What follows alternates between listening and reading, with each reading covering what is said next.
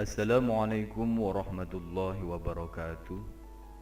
Berjumpa lagi pada video pembelajaran sejarah kebudayaan Islam. Pada kesempatan yang baik ini, kita akan membahas bab 3 materi kelas 9 Madrasah Tsanawiyah semester Kasal. Adapun materinya adalah peran pesantren dalam dakwah Islam di Indonesia.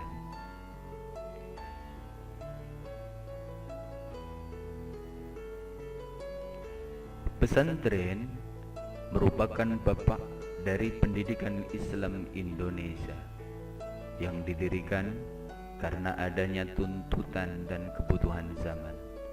Hal ini bisa kita lihat dari perjalanan sejarah di mana bila dirunut kembali, sesungguhnya pesantren dilahirkan atas dasar kesadaran kewajiban dakwah Islamiyah, yakni mengembangkan dan menyebarkan ajaran Islam, sekaligus mencetak kader ulama atau dai.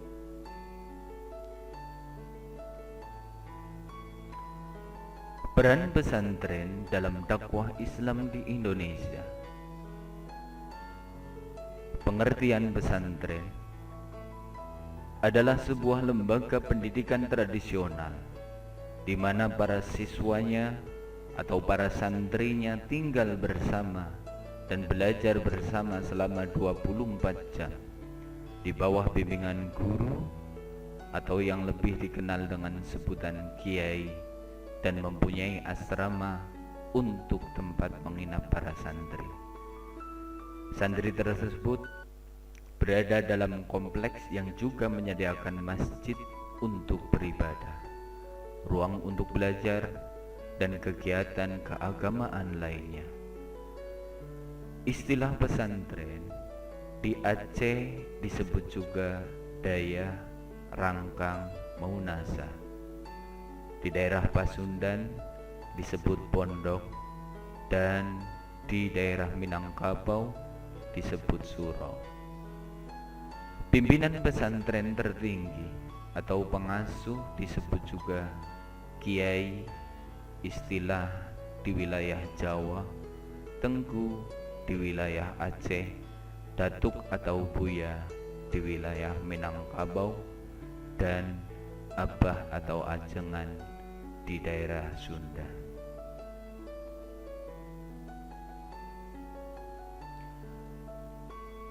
Sejarah pesantren. Sejarah pendidikan di Indonesia mencatat bahwa pondok pesantren merupakan bentuk lembaga pendidikan pribumi tertua di Indonesia. Ada dua pendapat mengenai awal berdirinya pondok pesantren di Indonesia. Pendapat pertama menyebutkan bahwa pondok pesantren berakar pada tradisi Islam itu sendiri.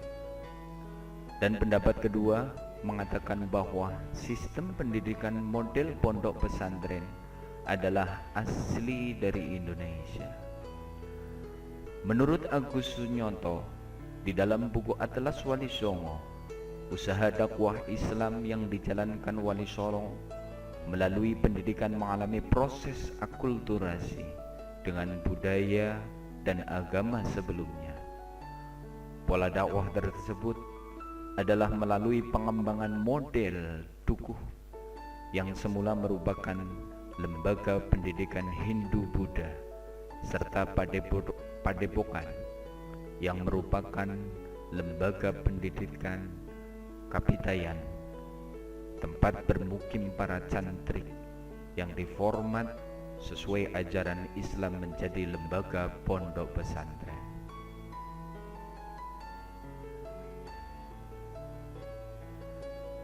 Adapun unsur-unsur pesantren ataupun komponen-komponen pondok pesantren, di antaranya asrama atau pondokan, yang kedua masjid, yang ketiga kitab, yang keempat kiai, dan yang kelima santri.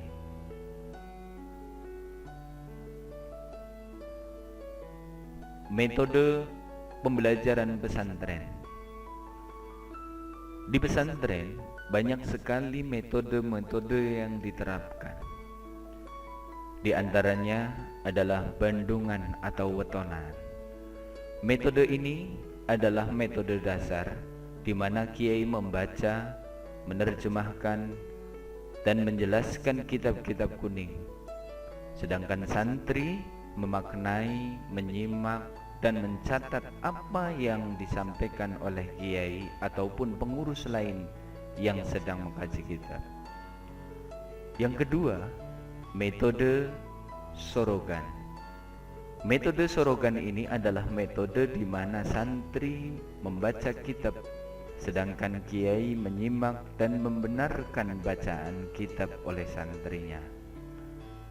Metode yang ketiga, metode pasaran, di mana metode pasaran ini adalah metode pekajian kilatan yang hanya dilaksanakan pada bulan-bulan tertentu ataupun musiman, sehingga waktu khatam dari suatu kitab cenderung lebih cepat.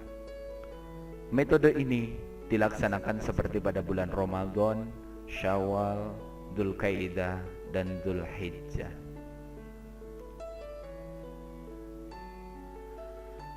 Metode yang keempat adalah metode musyawarah atau dalam istilah lain disebut dengan bahsul masail, yang merupakan metode pembelajaran yang lebih mirip dengan metode diskusi ataupun seminar.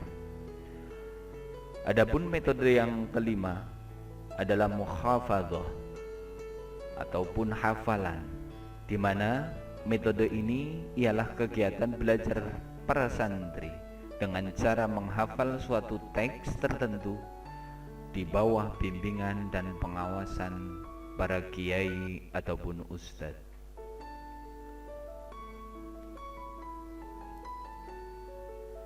Adapun perkembangan pesantren di Indonesia berdasarkan data dari Pusat Penelitian dan Pengembangan Pendidikan Agama dan Keagamaan serta Badan Litbang dan Diklat Kementerian Agama Republik Indonesia pada tahun 2006 tidak kurang dari 14.067 buah pondok pesantren, di mana pondok pesantren ini tersebar luas di wilayah Indonesia.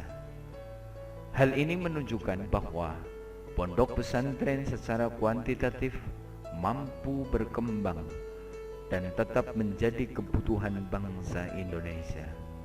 Persebaran pondok pesantren terbanyak berada di Pulau Jawa, kemudian disusul Sumatera, Kalimantan, dan Pulau Sulawesi.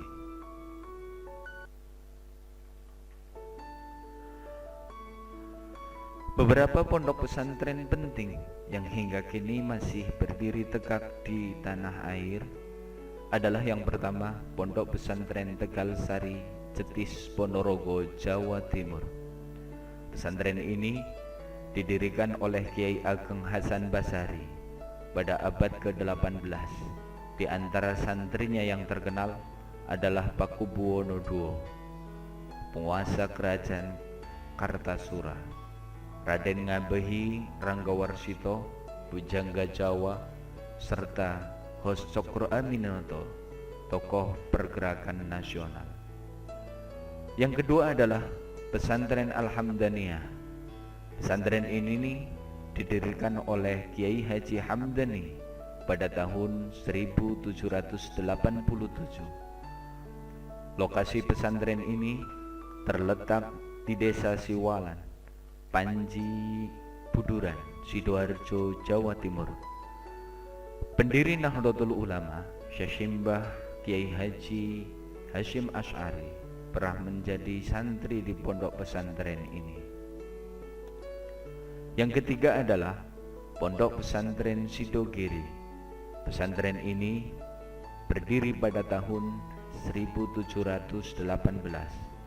Pendirinya adalah Sayyid Sulaiman yang masih merupakan keturunan Rasulullah SAW.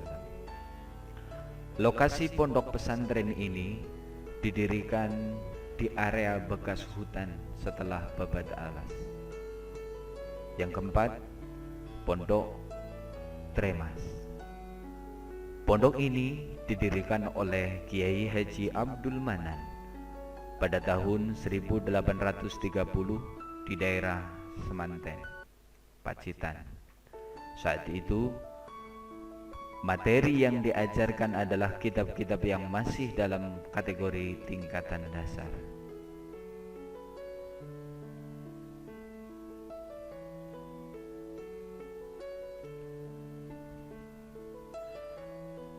Peranan pondok pesantren dalam dakwah Islam di Indonesia, di antaranya yang pertama, tafaqquh fiddin, yaitu memberikan pendidikan dan pengajaran yang baik dalam memahami agama.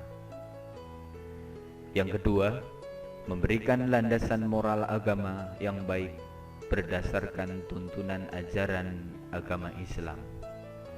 Yang ketiga, ikut serta dalam pembangunan bangsa dan negara dengan memberikan landasan moral bagi pembangunan bangsa dan negara. Itulah tadi materi bab 3 mata pelajaran sejarah kebudayaan Islam, bab 3 peran pesantren dalam dakwah Islam di Indonesia. Sekian, terima kasih.